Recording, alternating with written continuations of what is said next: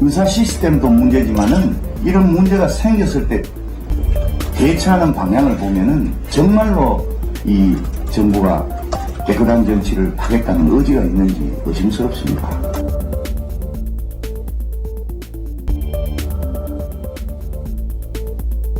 여론에 떠밀려서 인사의 결정을 내려야 하는지 유감스럽습니다. 또한 공직에 대한 근본적인 의미도 되새길 계기가 되었으면 합니다.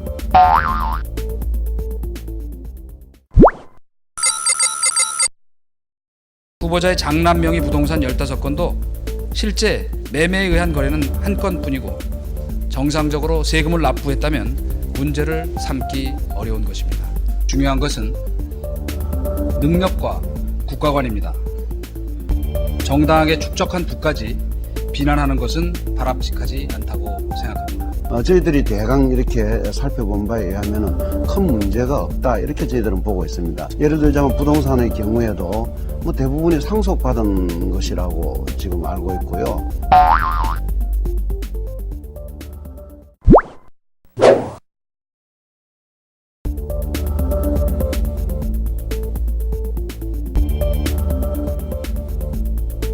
당면 경제 현안을 무난히 해결하면 물론 경제팀을 원만하게 조율하고 이끌어 나갈 것으로 기대합니다.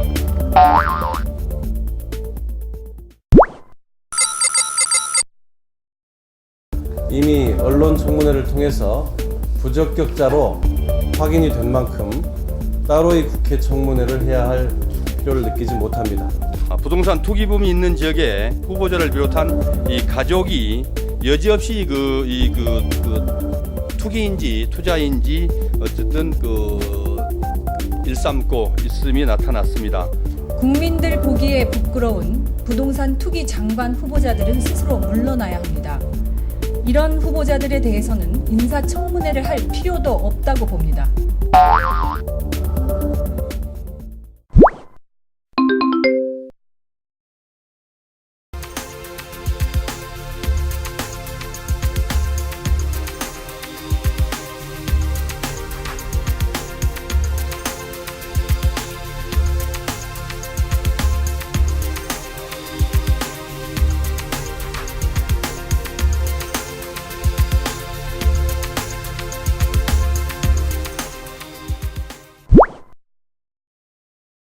잘못된 인사라도 문제 삼지 말라니 이것이 제정신인지 알 수가 없습니다.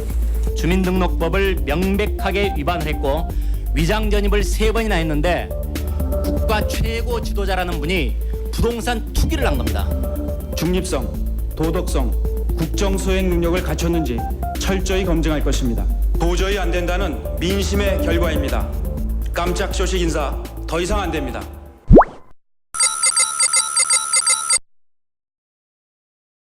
부결시킨다면 이것은 과도한 발목 잡기를 통해 새 정부가 일할 수 없게 만드는 것입니다.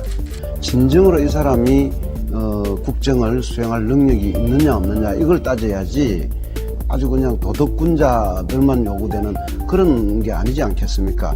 과장되게 표현한다든지 이렇게 해가 사람을 나쁜 사람으로 매도해버린다는 건 옳지 않다고 보고요. 우리가 살다 보면 어느 지역이 좀 살기가 좋아진다 그러면 이사가고 이런 것이 인지상정인데 그런 걸 가지고 투기라고 단정하는 것은 옳지 않다고 봅니다. 투기를 시도한다면 국민 비난을 면치 못할 것이고 우리는 그에 대해서 적절하게 대응할 생각입니다. 한나라당의 오만과 행포가 유감스럽습니다. 국정 혼란을 최소화하도록 노력하겠습니다. 이번에도 잘못되면 나라가 혼란에 빠지고 대외 신인도가 추락합니다. 이걸 한나라당도 알아야 합니다.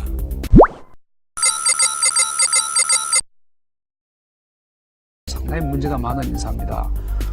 저는 이명박 정부의 인사 검증 시스템이 좀 문제가 있어 보여요. 그런 분들을 어떻게 해서 검증했다고 국민들에게 내놓을 수 있는 건지, 이런 검증 시스템을 한번 다시 점검해 보실 필요가 있다는 걸 우선 말씀을 드립니다. 장상, 장대환 씨, 이분들은 아주 미약한 사유로 총리 인준을 거부당했습니다. 이러한 기준이라면 몇 번도 더 거부당해야 될 그런 상황입니다.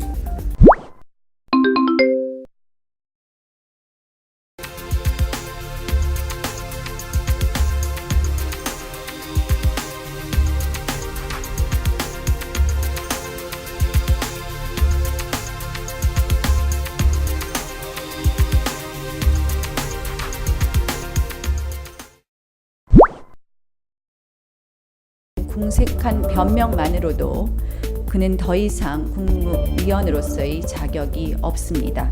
신뢰성의 치명적인 약점을 가지고 있는 김병준 부총리는 자진해서 사퇴해야 하며 100% 짝퉁 판정을 받았는데 진품, 명품, 쇼에 출연을 하겠다는 거하고 똑같은 것입니다. 수치를 모르는 코드, 그 코드의 적절한 예라고 봅니다.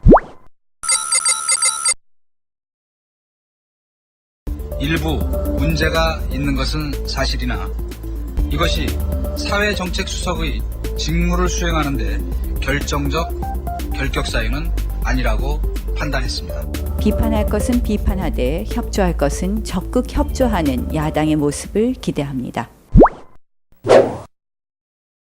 흔들어야 되겠다고 하는 그러한 판단의 근거에서 먼지 털기식 정치 공세는 바람직하지 않다.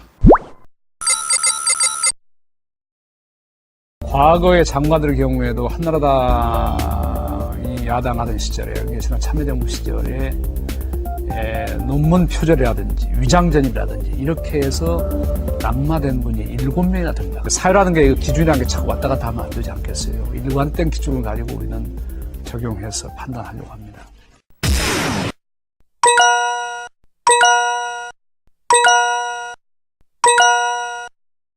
그때 달라요.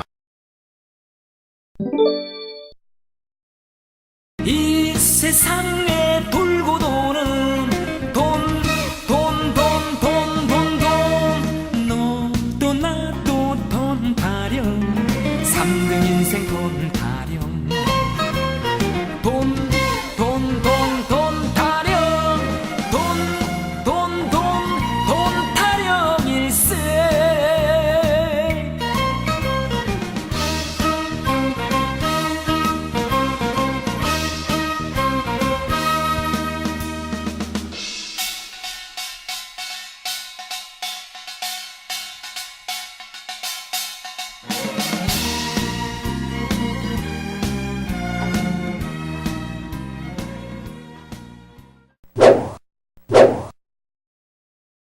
아무래도 공직자들이 야당일 때는 다른 기준을 내세워서 이 사람이 적당치 않다, 적합하지 않다라고 정도를 하는데 막상 자기네들이 집권당이 되고 나니까 또 다른 부분들을 내세워서 이 사람 청렴성이나 그런 재산 같은 것들의 투명성 같은 걸 확인하지 않고 자기 입맛대로 하는 거는 이건 아무래도 좀 그렇죠. 좀 불합리한 것 같고.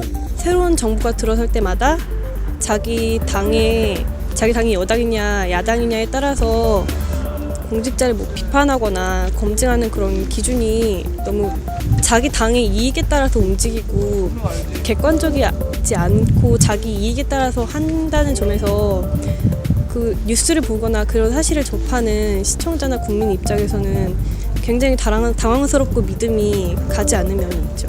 이번 내각의 후보자들 면면을 살펴보면 상당히 부자더라고요. 부동산도 많고 재산가들인데 그런 사람들이 어떻게 부동산 정책을 펴나갈지에 대해서 의문인데 과거에도 그랬고 이번 정부에도 거기에 대해서는 큰 변화가 없다고 저는 생각했는데 기득권의 이익을 계속 유지하기 위해서 어쩔 수 없이 부자 사람들, 땅 많은 사람들 뽑지 않겠습니까? 속상하네요. 기준도 너무 다르고 옛날과 정권과 별 차이가 없는, 원래 이명박 새로 들어올 때는 새로운 정권이 나타나니까 더 좋은 정권이 나타나고 했는데 결국 계속 옛날에 악습이 반복되니까 되게 안타깝고 우리나라 정치 수준이 아직도 별로 안 된다고 생각합니다.